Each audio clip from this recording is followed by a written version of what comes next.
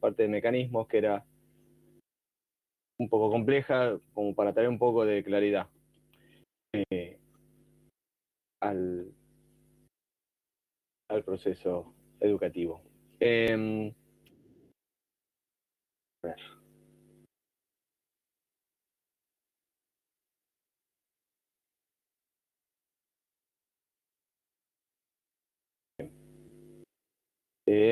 Acá estamos.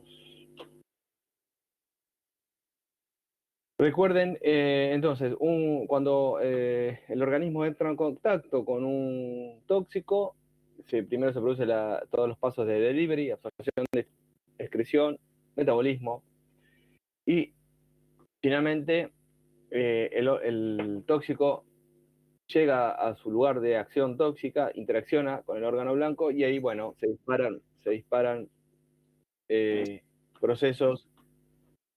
diferentes procesos que existen en la célula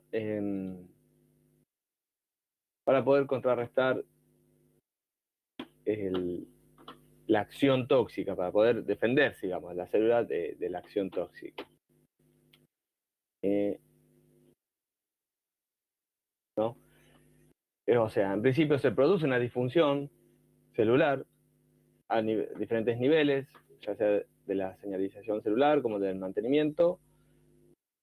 La célula se puede contrarrestar la acción tóxica y, digamos, el proceso toxicológico no sucede, no se establece. Ahora, si la célula no es capaz de contrarrestar, o el organismo no es capaz de contrarrestar esa acción tóxica que está sucediendo, bueno, ocurre el proceso de toxicidad. O sea, si no a nivel molecular no ocurre, digamos, la reparación adecuada o las dosis son muy altas, entonces realmente ahí se produce el fenómeno de toxicidad con los diferentes mecanismos de acción tóxica que vamos a pasar a repasar. Respecto de los efectos moleculares, directamente moleculares, estamos hilando muy fino. Después vamos a ver los efectos que se producen a grandes rasgos sobre una funcionalidad de un órgano. Pero a los aspectos moleculares se pueden agrupar los efectos nocivos que se producen en afectación de la integridad de la estructura celular, de alguna función celular, del equilibrio ácido-base. ¿Y por qué lo menciono aparte del equilibrio ácido-base? Bueno, porque el equilibrio ácido-base es una acción general que no ocurre por ahí en algún lugar específico, pero que afecta a la integridad del organismo. Por ejemplo, como vimos la clase pasada de alcoholes, la generación de gran cantidad de ácidos por la biotransformación de algunos compuestos puede generar un desequilibrio ácido-base y eso trae consecuencias generales. Y después procesos inmunitarios que vamos a ver más adelante, si hacemos tiempo, en la parte de inmunidad. Respecto de la integridad de la estructura celular, nosotros vamos a ver los aspectos o los mecanismos más importantes que afectan la integridad celular, los aspectos más importantes que alteran la función celular y, por último, la alteración del equilibrio ácido-base es algo más general. Pero lo que vamos a ver ahora en este repasito rápido, los mecanismos que afectan la integridad de la estructura celular y la funcionalidad. Dentro de lo que es la integridad de la estructura celular, vamos a ver dentro de los órganos, sí, ya mirando, no a nivel celular, sino mirando a nivel órgano, aquellos procesos que obstruyen conductos. Por ejemplo, conductos a nivel del riñón, los túbulos, o a nivel de los canalículos biliares. Esa obstrucción a veces obedece a formación de metabolitos insolubles, sales insolubles, por ejemplo, los glicoles que vimos en la clase pasada. El metabolismo de los glicoles generan varios ácidos, entre ellos el ácido oxálico, que puede, al pasar a la orina, puede formar cristales de oxalato de calcio insolubles y ahí se tapan los conductos de las nefronas, los túbulos distal y proximal. Y por supuesto, si se obstruyen esos conductos, no va a haber una circulación adecuada de orina y se puede producir una insuficiencia renal. Después tenemos también, ya lo vamos a ver cuando veamos específicamente toxicidad a nivel hepático y renal, que los conductos también se pueden obstruir por muerte celular de las células que forman el endotelio del túbulo, se mueren y se desprenden de su membrana de sostén, y esas células se acumulan en la luz del túbulo y se pueden obstruir. Esa es otra causa de obstrucción de los conductos. Por destrucción total de la célula, también, por supuesto, del tejido, hay una afectación integral de la estructura celular. Por agentes cáusticos, estamos hablando de una lesión muy exacerbada y inespecífica. Alteración de la membrana celular, como alteración de la integridad de la estructura celular y de organelas subcelulares. Digamos que estos son, a grandes rasgos, las principales alteraciones de la integridad de la estructura celular y que vamos a ver en algún detalle cuando vayamos viendo los tóxicos entre sí. Por ejemplo, un caso fue el de los glicoles y formación de cristales insolubles, construcción de los conductos. ¿Qué otro más vimos? Bueno, y bueno, después, no, la parte de la membrana celular que obedece a la alteración de la función celular, que también de los tipos de mecanismos moleculares que suelen, responsables de la toxicidad de los compuestos, esa alteración de la función celular a diferentes niveles. Y ahí tenemos la modificación de la permeabilidad de la membrana y otras propiedades. Por ejemplo, la alteración de la fluidez y las propiedades de conducción, como vimos con los alcoholes y los solventes, que vimos la clase pasada. Modificación de las actividades enzimáticas y otras proteínas, por inhibición, activación, inducción. Y modificaciones en la reproducción celular, que lo vamos a ver hoy en la parte de carcinogenicidad. Dentro de lo que es modificaciones de la permeabilidad y otras propiedades de la membrana, tenemos diferentes mecanismos, más específicamente hablando, diferentes mecanismos que pueden alterar la función de la membrana, como el intercalado en la bicapa y modificación de las propiedades de fluidez y conducción, como pueden ser los solventes y los alcoholes, algunas otras sustancias también. Unión, y ahí estamos hablando de una interacción más específica, porque la intercalada en la membrana, en la bicapa, o en la membrana, o por ejemplo en la célula, la vaina de Schwann, de las fibras nerviosas, obedece más a una propiedad de liposolubilidad que tiene la sustancia. Entonces, por afinidad, se puede unir. Y después tenemos las interacciones más específicas, que las vamos a ver más adelante, que son interacciones con los canales iónicos, con receptores, canales iónicos que, digamos, están en la membrana ejerciendo una función. Por ejemplo, los canales de sodio, de calcio, que intervienen en la despolarización de la membrana, de cloruro, intervienen en la transmisión del impulso nervioso. Entonces, la unión a esos canales puede impedir el correcto flujo de iones, la unión de algunas toxinas, por ejemplo. Entonces, a consecuencia de eso, se produce una parálisis. También se pueden unir a receptores de membrana que intervienen en cascadas de señales, como los neurotransmisores. Hay algunas sustancias, algunas drogas de abuso, que interaccionan con algunos receptores de adrenalina, noradrenalina, acetilcolina, pueden interaccionar con esos receptores y disparar las mismas señales o inhibirlas, las mismas señales que producen los neurotransmisores. Digamos que estos son, como regla general, las alteraciones en la permeabilidad y otras propiedades de la membrana. Puede haber otras, por supuesto, pero estas son las más importantes. Después tenemos las alteraciones a nivel más intracelular, a nivel de proteínas y dentro de ellas enzimas, o sea, inhibidores de la actividad enzimática y proteica. Vamos a hablar específicamente de inhibición, que es lo más común. Y vamos a tener inhibición por estereoisomería. Estereoisomería se refiere a la similitud que tiene un tóxico con el ligando natural. Por ejemplo, los órganos fosforados interaccionan con una enzima, la acetilcolinesterasa, que tiene el ligando natural la acetilcolina, que es la enzima encargada de remover la acetilcolina para que no esté todo el tiempo actuando. Entonces, lo que hacen el órgano fosforado es inhibir esa enzima. O sea, se une al sitio de unión de la acetilcolina e impide que la acetilcolina se degrade. Después tenemos compuestos tiolprivos, tan específica como la estereoisomería, son donde vemos que hay sustancias, por ejemplo los metales pesados, que se unen a grupos sulfidrilos de los restos de los péptidos, de los aminoácidos presentes en los péptidos, en las cadenas polipeptídicas, de las enzimas o proteínas. Y bueno, si esos grupos sulfidrilos son fundamentales para la proteína, puede afectar, puede esa función. O por otro lado tenemos los métodos, que es una acción similar, descolgado.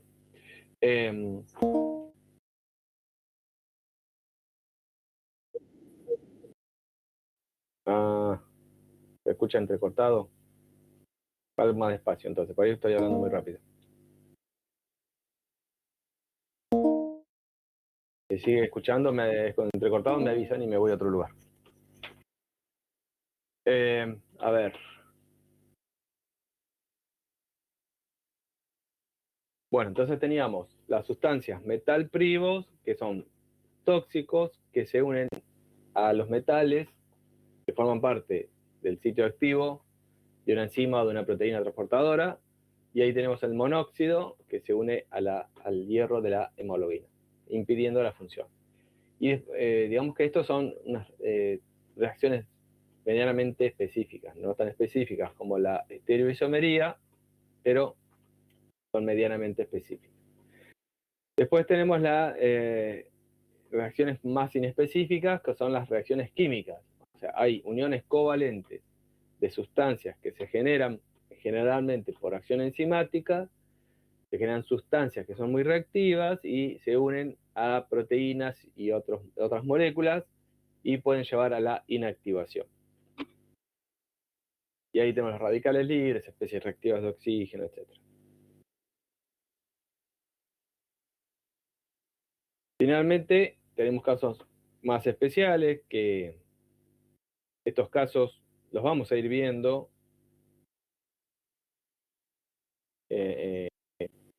a medida que ya vayamos viendo los temas, pero bueno, son casos muy representativos de ese grupo de sustancias, no son reglas generales, y estos casos especiales son también dentro de lo que es toxicidad selectiva, o sea, son uniones muy específicas que se forman entre el tóxico y generalmente son como las sustancias provenientes de toxinas fúngicas. Bueno, y después la reproducción celular, que hoy con la parte de carcinogénesis. Ustedes tienen en la clase otra clasificación. Perdón, se sigue cortando. Además de los... Bueno, no, entonces me voy a otro lado. Voy a otro lugar. Porque si no... A ver, vamos a ver.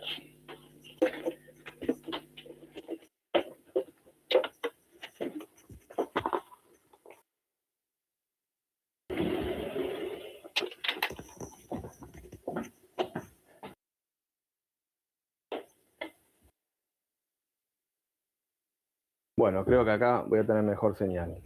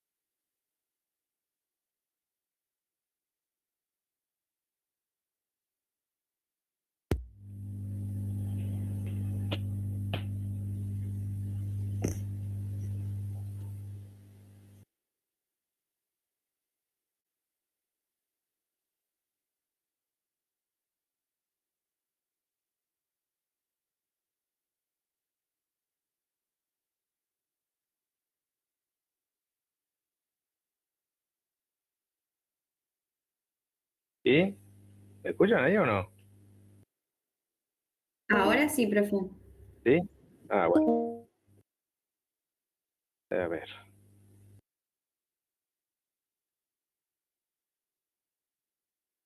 A ver que comparto vuelta el archivo.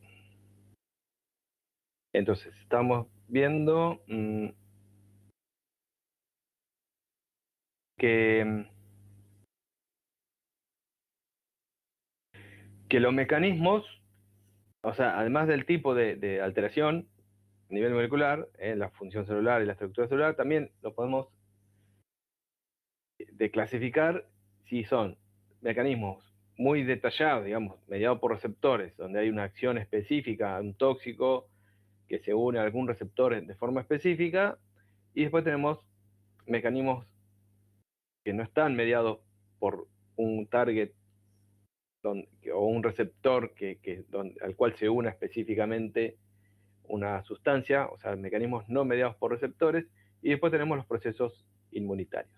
Digamos como que, para tener un poco de claridad, porque yo entiendo que es bastante compleja la clase de mecanismos de acción, son dos formas de abordar el tema, ¿no? Por el tipo de lesiones que se producen a nivel celular o molecular y por el tipo de mecanismo, si es específico, mediado por receptores o no, básicamente. Y después tenemos los casos especiales, que son los procesos inmunitarios. Y dentro de lo que son no mediados por receptores, o sea, no hay un target específico para esa sustancia, tenemos algunos que son de mediana especificidad, que eso no los vamos a ver.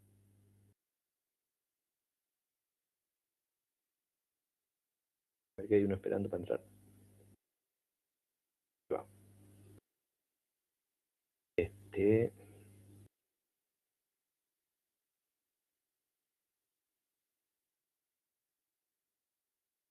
ahí va. Vamos a ir directamente a los de acciones inespecíficas.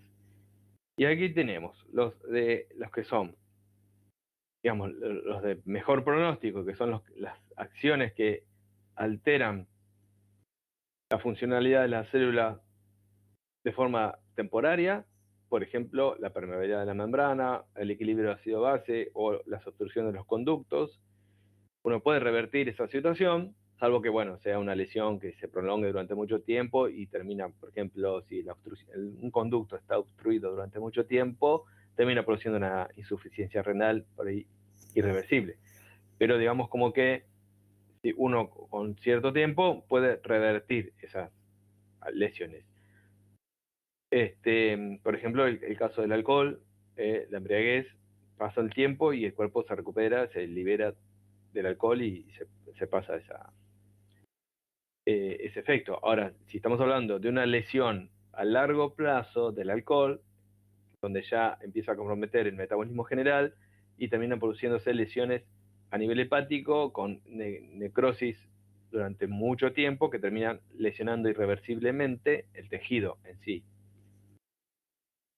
Y después tenemos las alteraciones irreversibles, que ahí ya estamos hablando de, bueno, procesos muy drásticos como la causticación y los procesos donde se producen uniones químicas covalentes de forma irreversible, pues son covalentes.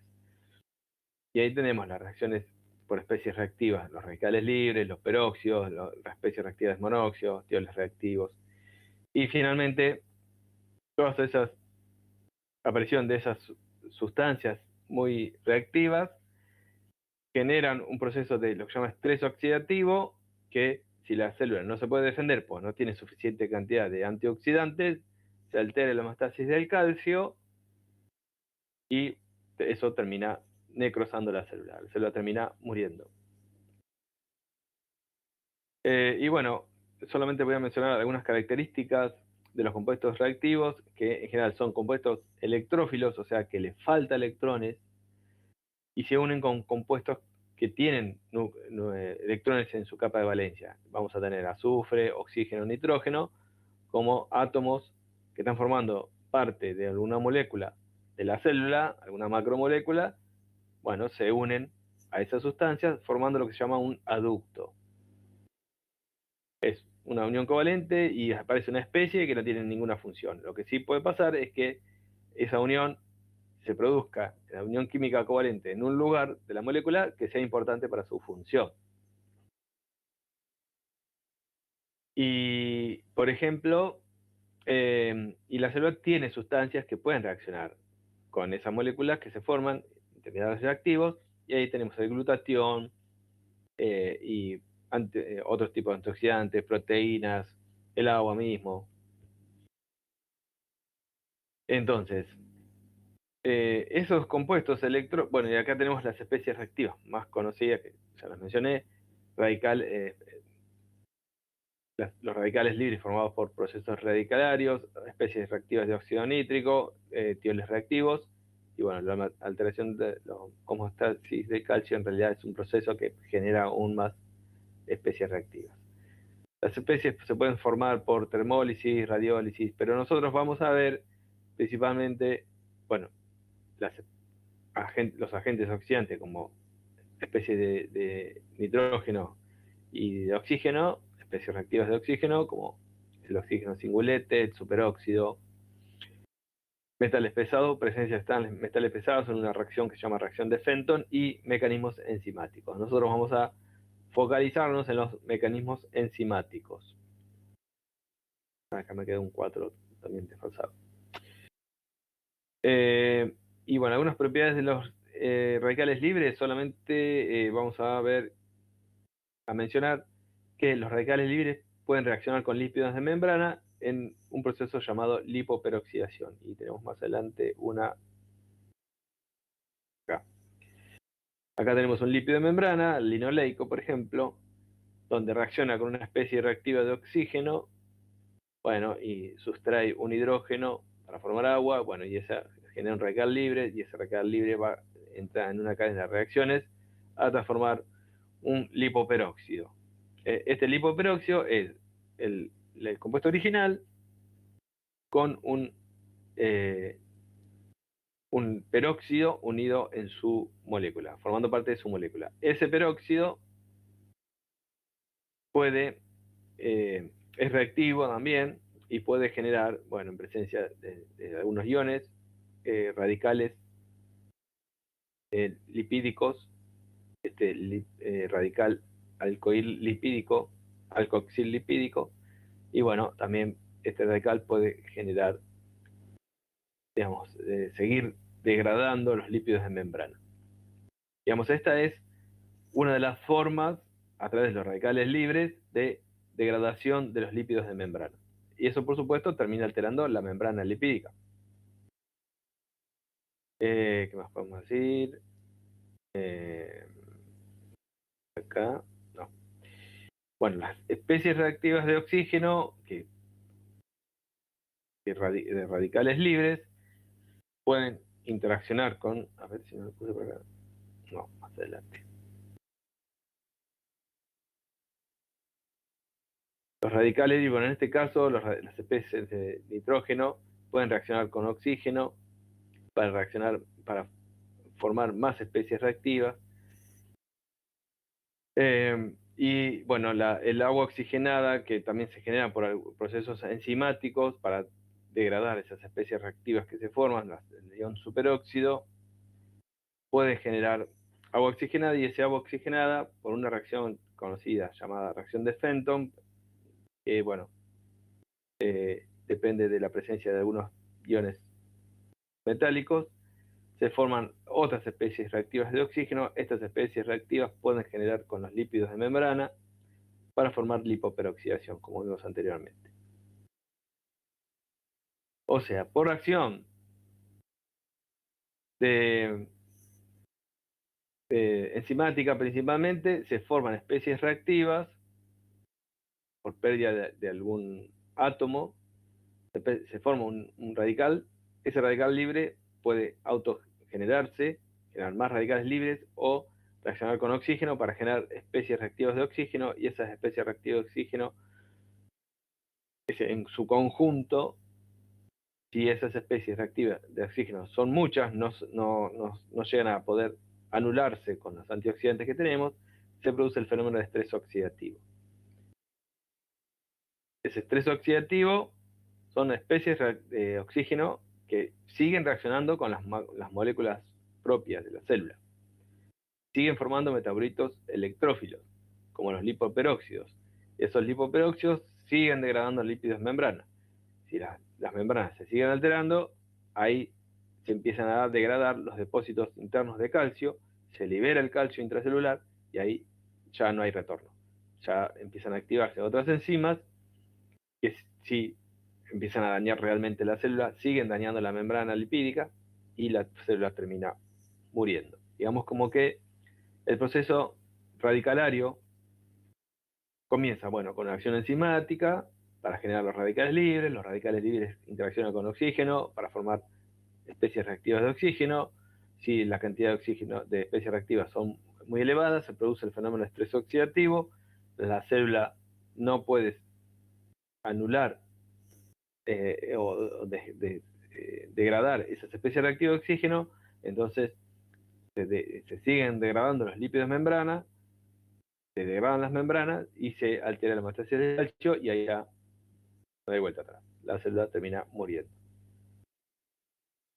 Bueno, estos son enzimas, o sea, este es el proceso de generación de especies reactivas de monóxido de nitrógeno, como les mencioné, o sea, vamos a tener radicales libres, especies reactivas de nitrógeno y especies reactivas de azufre y de oxígeno.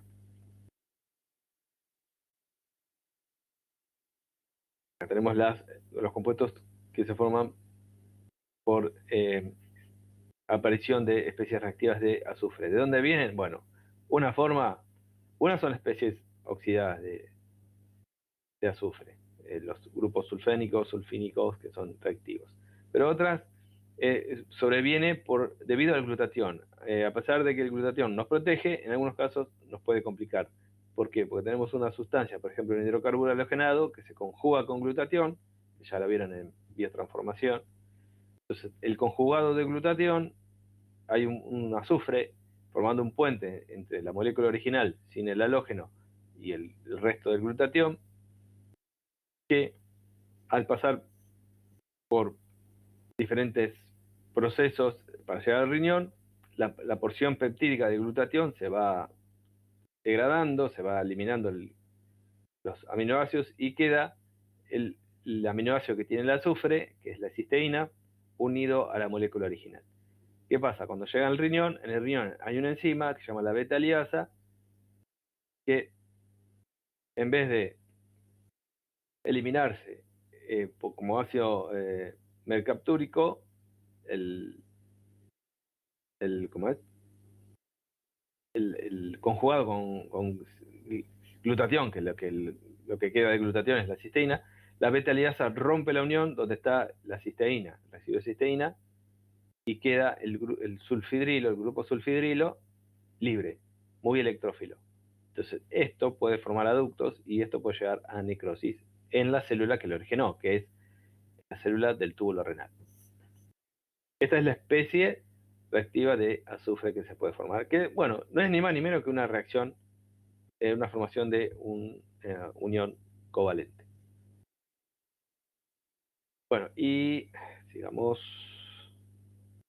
Bueno, la hemostasia del calcio ya se lo conté, solamente mencionar algunas proteasas, algunas enzimas que se van activando por el calcio, y ahí tenemos proteasas y fosfolipasas, que son las más letales, endonucleasas, caspasas, bueno, fosforilasa y fosfolipasa, que bueno, esto es letal porque las fosfolipasas, si se activan, degradan aún más los fosfolípidos de membrana. Y bueno, esto es un mini resumen hasta acá más o menos. Después la toxicidad selectiva es lo que yo les mencionaba cuando hay una molécula, una macromolécula en la célula que tiene una reacción específica con un tóxico que puede ser de diferente naturaleza. Pues un canal iónico que está en la membrana, un receptor de la membrana que dispara una cascada de señales intracelular, o receptores que están en el citoplasma también, puede ser. Y bueno, la acción tóxica para una toxicidad selectiva, además de la presencia del tóxico, va a depender que esté el receptor, de la cantidad de receptores que haya en la célula, por ahí hay un momento en la vida de la célula que hay pocos receptores, entonces la toxicidad va a ser muy poca. Pero si hay muchos receptores para ese tóxico, entonces el efecto se va a evidenciar.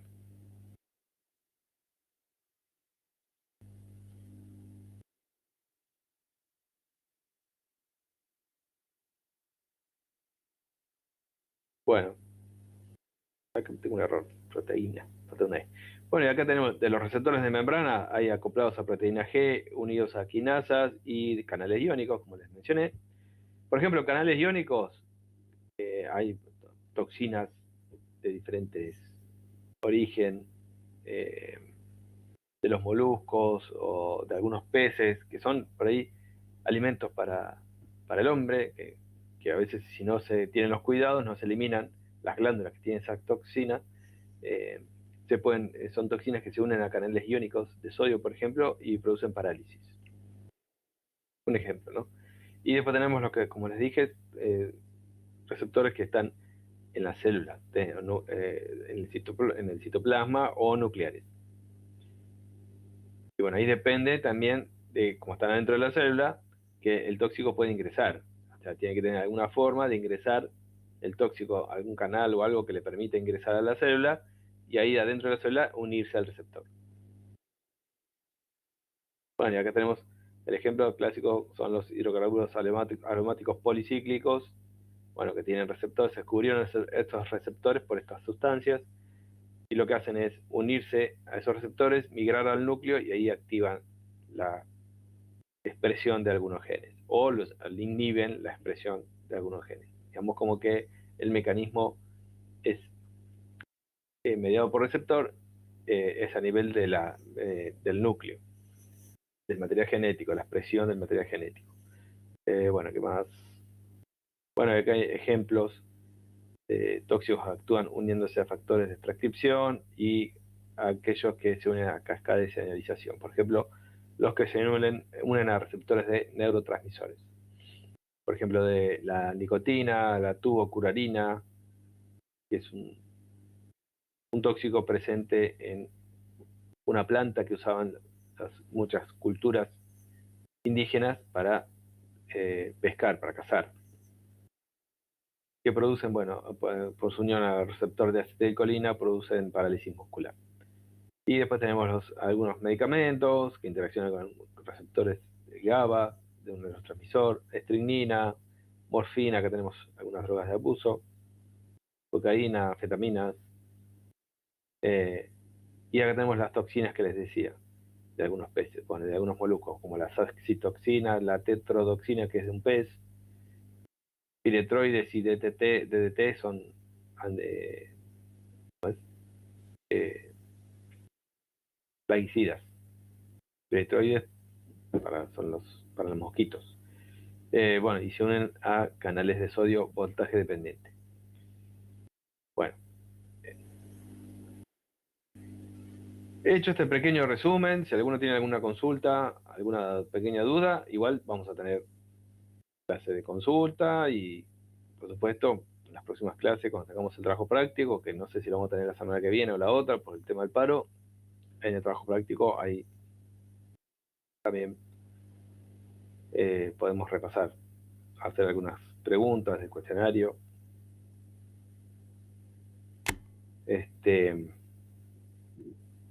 Bien, vamos a ver ahora